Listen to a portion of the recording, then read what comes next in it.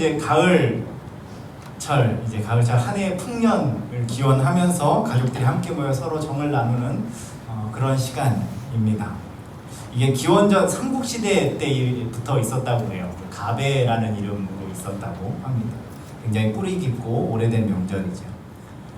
오늘 말씀을 통해서 우리에게 추수 때 해주시는 이 명령, 오늘 함께 읽은 이 명령은 우리가 추석에 기억해야 하는 명령으로 이해할 수 있을 것입니다. 우리가 이제 추수를 앞두고 있는, 우리 삶의 추수를 앞두고 있는 이 시점에 우리가 함께 모여서 이 풍요로움을 나누는 이 시점에 우리가 기억해야 할 명령으로 우리에게 주시는 것이라고 생각합니다.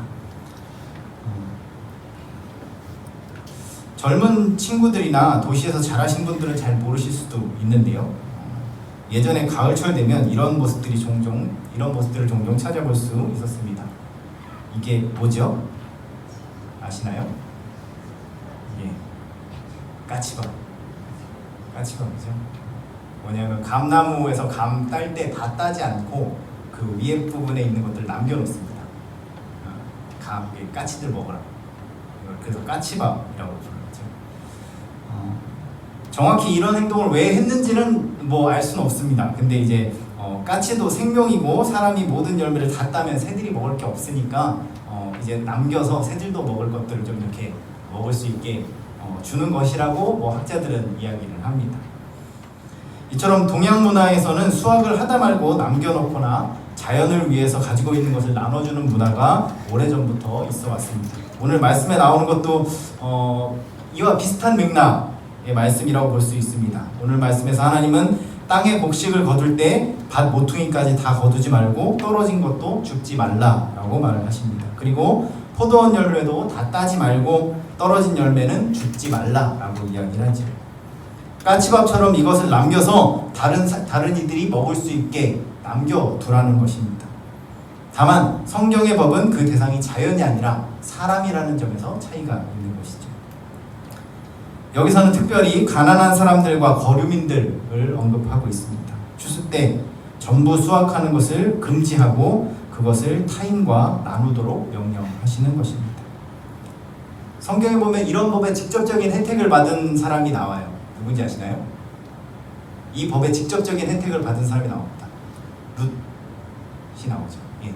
룻이 나오미와 함께 유대 땅으로 돌아왔을 때 그 여자 둘이 온 거잖아요. 남편 죽고 아들 죽고 다 죽은 거잖아요. 그래서 룻이 이삭을 주스러 갑니다. 네. 보아스에 맞죠. 네. 그래서 거기서 이제 이걸 줍다가 누구랑 눈이 맞죠? 보아스랑 눈이 맞죠. 그래서 보아스가 나중에 이제 룻 원래 가문에 있었던 모든 권리를 찾아주는 이야기가 룻기의 이야기입니다. 이처럼 추수 때 다 거두지 않고 남겨놓은 열매들과 이삭들이 실제 가난한 사람들한테 얼마나 큰 도움이 되었는가를 성경은 우리에게 보여주고 있습니다. 하지만 요즘 우리는 국민 대부분이 농사를 짓지 않습니다. 혹시 여기서 농사 지으시는 분 계신가요? 텃밭 같은 거 가지고 계시는 분들 말고요. 그런 분들 말고요. 농사로 먹고 사시는 분 없으시죠? 농사와 농경 문화와는 굉장히 동떨어진 문화에 살고 있습니다. 그렇다면 이 법은 오늘 우리에게 어떤 명령으로 다가와야 할까요? 우리 이걸 어떻게 이해해야 할까요? 이것에 대해서 오늘 나눠보고자 합니다. 첫째로 이 법이 우리에게 던져주는 의미는 인간의 욕망은 무언가에 의해서 제한되어야 한다라는 것입니다. 오늘날 우리 사회는 돈이라는 우상을 섬기면서 인간의 소유욕을 무한으로 긍정하는 시대에 살고 있습니다. 내가 번 돈 내 맘대로 쓰는 게 당연하다라고 여겨지는 사회인 것이죠. 개인의 소유라는 것이 과도하게 강조된 나머지 우리가 함께 사는 존재이고 내가 버는 돈은 누군가의 주머니로부터 나온다라는 것을 까맣게 잊게 만드는 세상 속에서 살고 있습니다. 하지만 성경은 오늘날 우리에게 너무나도 당연해 보일 수 있는 개인의 경제적인 권리를 제한하고 있는 것입니다. 개인이 열심히 일해서 개인의 능력으로 소출을 얻은 것인데 개인의 소유라고 하는 것이 당연하지만 타인의 생존을 위해서 너의 권리를 제한하라는 것입니다. 다 거두지 말라라고 말씀하시는 것이죠. 특히나 성경은 이것을 개인이 베푸는 온정에 맡겨두지 않습니다. 그리고 분명히 법으로 금지하고 있습니다. 뭐뭐 해라 라는 긍정문이 아니라 분명한 부정문으로 하지 말아야 할 것이라고 이야기하고 있는 것이죠. 왜냐하면 가난의 문제, 내 이웃이 먹을 것이 없어서 죽어가는 문제라는 것은 선한 사람들이나 일부 부자들이 하는 선택에 맡겨둘 수 있는 문제가 아닌 것입니다. 그 사람들의 선행에 기댈 수 있는 것이 아니라는 것이죠.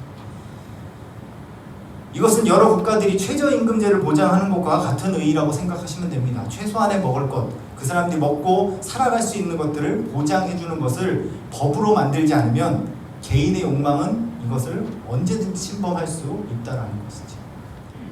하나님은 인간의 자유에 맡겼을 때 그 자리를 무엇이 차지하는지 잘 알고 계십니다. 인간이 자기 삶의 주도권을 가질 때 그 자유라고 하는 것은 언제나 악을 향해서 기울어지게 되어 있습니다. 그래서 종교개혁자 마틴 루터는 우리의 의지는 자유롭게 선택하는 의지가 아니라 죄를 향해 기울어져 있는, 죄에게 노예로 되어져 있는 의지라고 이야기하는 것입니다. 인간이 언제나 내가 선택합니다. 내가 자유롭게 내 뜻대로 선택하겠습니다. 나는 공정하게 선택합니다라고 인간이 얘기할 때 그것은 언제나 죄로 기울어져 있다는 것입니다. 우리가 죄된 인간이기 때문에 우리의 자유로운 선택은 죄로 기울어질 수밖에 없는 것이죠. 그렇기 때문에 레위기가 이처럼 약자들의 생존권을 보호하는 명령을 하면서 개인의 권리를 제한하고 있는 것입니다. 그 이유는 물질에 관한 우리의 욕망이 자유로운 선택이나 개인의 양심에 맡길 수 없는 위험한 본성이기 때문에 그런 것이죠. 레위기의 명령이 오늘날 우리에게 던져주는 두 번째 의미는 앞에 보고 같이 한번 읽어보겠습니다. 나는 너희의 하나님 여호와니라. 아멘. 너희가 곡식도 다 거두면 안 되고 이삭도 줍지 말고 열매도 다 따지 말고 떨어질 것도 남겨놔야 하는 이유가 뭐냐 하면 내가 너희의 하나님 여호와이기 때문에 남겨놓으라는 것입니다. 왜 여호와가 우리 하나님이라는 것이 이런 개인의 권리를 제한하고 추수를 못하게 하는 이유가 될까요? 그 이유는 그들이 수확하는 것이 애초에 자신의 것이 아니기 때문에 그런 것입니다. 즉 그들이 지금 받은 것이 은혜라는 것을 기억하라는 것이죠. 이것이 이스라엘의 신앙입니다. 목축민족이었던 그들이 가나안 땅에서 농사를 짓게 되면서 절대 잊지 말아야 한다라고 명령하는 모세의 명령 중에 있는 내용이 바로 이것입니다. 다음과 같이 말하고 있습니다. 같이 읽어보겠습니다. 여호와께서 너희 땅에 이른 비 늦은 비를 적당한 때에 내리시리니 너희가 곡식과 포도주와 기름을 얻을 것이요. 아멘. 이것이 그들이 받은 약속입니다. 하나님이 그들의 하나님이 되셔서 그들을 가나안 땅에 들어가 살게 하실 텐데 그때 그들이 얻게 될 곡식과 포도주와 기름이 여호와께서 이른 비와 늦은 비를 적당할 때 주시기 때문에 그때 주시기 때문에 얻게 되는 것이라는 겁니다. 너희들이 열심히 경작해서 얻는 것이 아니라 너희들이 그 땅 가운데 들어가서 얻게 되는 모든 것이 하나님이 이른 비와 늦은 비를 적당한 때 주시기 때문에 얻게 되는 것이라는 걸 기억하라는 것입니다. 너희들이 얻게 되는 그 모든 소출이 너희들의 것이 아니라는 것입니다. 성경이 가난한 이들을 위해 개인의 소유권을 제한할 수 있는 근거가 무엇이냐면 그들의 모든 소유가 그들의 것이 아니라고 말하고 있는 것입니다. 가나안의 이방 백성들은 몰라도 여호와가 그들의 하나님이 되는 이스라엘이라면 너희들이 하나님을 우리의 하나님이라고 고백한다면 너희들이 가진 그 모든 것이 너희들의 것이 아니다라고 이야기할 수 있어야 한다는 것입니다. 이런 고백이 오늘날에 이르러 11조의 고백이 되는 것이죠. 내가 가지고 있는 내 모든 소유가 내 것이 아니라는 의미에서 우리가 10분의 1을 하나님께 드립니다. 그런 의미에서 오늘날 우리가 드리는 것이 11조고요. 내 모든 소유의 주인이 누구인지를 기억하고 그것을 고백하는 것입니다. 이 명령이 이제 여기서 이 명령이 우리에게 주는 세 번째 의미로 연결됩니다. 이 추수의 날, 풍요와 기쁨의 날에 우리는 우리가 받은 모든 것이 은혜임을 기억해야 합니다. 그렇기에 그 풍요는 나의 풍요에서 머물지 않고 다른 일을 향해서 흘러가야 하는 것이죠. 이 명령이 오늘날 우리에게 주시는 세 번째 의미입니다. 하나님은 이 풍요로움을 모든 이가 함께 누리기를 원하십니다. 앞에서 하나님의 소유권을 인정하는 표현 중에 하나가 11조라고 말씀드렸죠. 우리는 하나님의 소유권을 인정하여서 하나님의 것을 하나님께 드립니다. 하지만 성경은 11조의 의미에 대해서 그렇게 간단하게만 이야기하고 있지 않습니다. 신명기에 나오는 또 다른 말씀을 함께 보겠습니다. 같이 읽습니다. 시작. 제3년 곧 11조를 드리는 해에 내 모든 소산의 11조 다 내기를 마친 후에 그것을 레위인과 객과 고아와 과부에게 주어서 내 성문 안에서 먹어 배부르게 하라. 아멘. 11조를 누구한테 주라고요? 친구한테 주라고 그러나요? 가족한테 주라고 합니까? 친척한테 주라고 하나요? 너네 교회끼리 나눠 먹으라고 얘기하나요? 그렇지 않습니다. 당시 사회에서 가장 가난했던 레위인과 객과 고아와 과부한테 주라고 이야기하십니다. 근데 주는 목적이 뭔가요? 내 성문 안에서 배부르게 먹게 하기 위해서 주라고 하십니다. 11조를 내서 뭐 합니까? 이들에게 나눠져서 내가 사는 성 안에서 다들 먹고 배불러야 한다라는 것입니다. 나의 소산으로 나만 배부르는 게 아니라 내가 사는 성문 안에 있는 이들이 함께 먹고 배불러야 한다라는 것입니다. 나만 풍요로울 것이 아니라 내 주변에 있는 이들이 함께 풍요로워야 한다라는 것이죠. 하나님은 추수날에 우리만 기뻐하기를 원치 않으십니다. 우리가 기쁘고 감사하다면 그것은 함께 기뻐하는 것으로 연결되어야 합니다. 기쁨과 풍요의 날, 이것을 함께 누리지 못하는 이들과도 기쁨을 나눌 수 있다면 좋겠습니다. 우리가 풍요롭고 기뻐하는 그 시간에 함께 기뻐하지 못하고 있는 이들은 없는지 돌아보고 그들을 위해서 기도할 수 있어야 하겠습니다. 여기까지 쓰고요. 설교를 여기까지 쓰고 생각했습니다. 하나님 저한테 왜 이런 말씀을 전하게 하시나요? 어떤 분들은 그렇게 얘기하실지도 모릅니다. 하나님, 저 먹고 살기도 힘듭니다. 그다지 풍요롭지 않은데요. 먹을 게 남아서 명절 세는 거 아니지 않습니까? 라고 말할지도 모르지 않습니까? 하나님 왜 저한테 이런 말씀을 전하게 하시나요? 라고 할 때 그렇게 기도했습니다. 그런데 어느 날 친구가 지금 말레이시아에서 선교사 하고 있는 친구가 전화가 왔어요. 제가 전화가 와서 부탁이 하나가 있대요. 뭐냐? 그랬더니 너 오산 살지? 오산 살. 그 옆에 오산 지역에 내가 아는 분이 한 분 있는데 좀 한번 찾아가 봐 주지 않을래? 왜 이런 부탁을 하나? 하고 이렇게 쭉 얘기를 들어보니까 이제 지금 선교사로 가 있는 그 친구가 가르치던 학생의 어머니예요. 학생의 어머니인데 이 학생이 한 3년 전쯤에 불치병으로 죽었습니다. 아들이 불치병으로 죽고 어머니랑 아버지랑 이제 그 식당을 하시면서 밤새 좀 너무 열심히 일을 하셔서 그랬는지 모르겠는데 아버님이 몇 달 전부터 치매가 오셨어요. 근데 이게 이 치매가 좀 다루기 힘든 치매인 겁니다. 뭐냐면 정신은 없으신데 남자다 보니까 힘이 세. 그래서 휘두르십니다.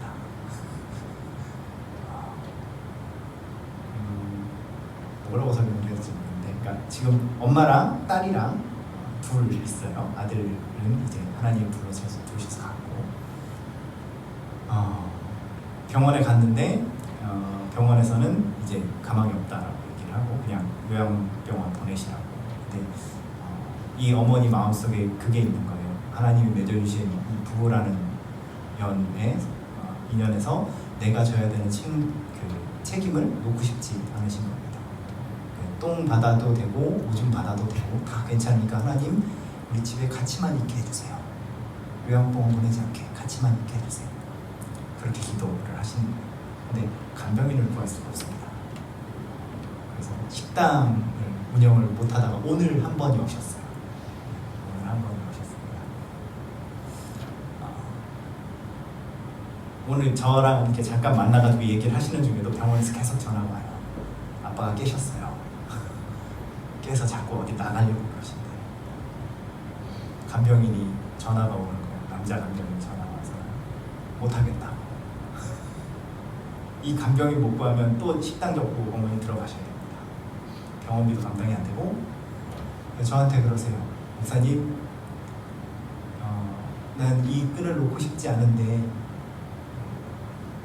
이렇게 하는 게 맞나요? 주변에서 모두 포기하라고 그러는데 이걸 포기하는 게 맞나요? 라고 저한테 물어보시더라고요. 대답 못했습니다.